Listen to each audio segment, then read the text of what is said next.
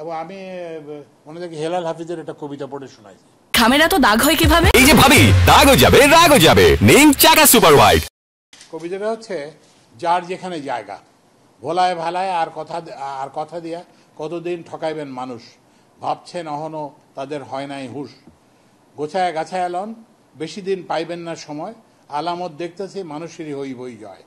কলিমুদ্দিনের পোলা চিঠি দিয়ে জানাইছে, ভাই আইতেছি টাউন দেখতে একসাথে আমরা সবাই, নগরের ধাপ্পাবাজ মানুষের কইও রেডি হইতে, বেদম মায়ের মুখে কতক্ষণ পারবো দাঁড়াইতে, টিকিট ঘরে ছাদের বিকেলে দাঁড়ায় যখন যা খুশি যারা কন, কোনোদিন খোঁজ লইছেন গ্রামের লোকের সোজামন, কি কি চায় কতখানি চায়, কয়দিন খায় আর কয় বেলা না খায়া কাটায়, রায় হইলে অমুক ভবনে বেশ আনাগোনা, খুব কানাকানি, আমিও গ্রামের পোলা চুতমারানি গাইল দিতে জানি।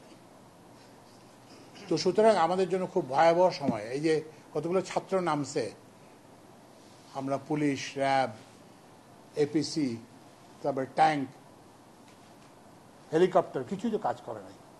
ওই যে আপনার ভিডিওতে দেখছেন, বলতে যে যাকে গুলি করি সে মরে যায়, কিন্তু পাশের লোক সরে না। তো এখন আপনি চিন্তা করেন, যদি এই যে শ্রমিক কৃষক যাদের কথা এখানে বলা হয়েছে, ওরাও যদি আসে, আমি কোথায় দাঁড়াবো? আপনারা দেখছেন যে কি বলে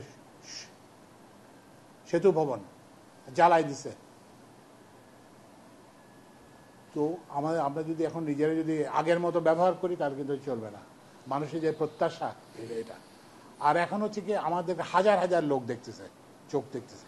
এই যে ছাত্ররা, এরা কিন্তু সবাই আমাদেরকে পর্যবেক্ষণ করতেছে। আমি ওনাদেরকে কিন্তু পরিষ্কার বলে দিয়েছি।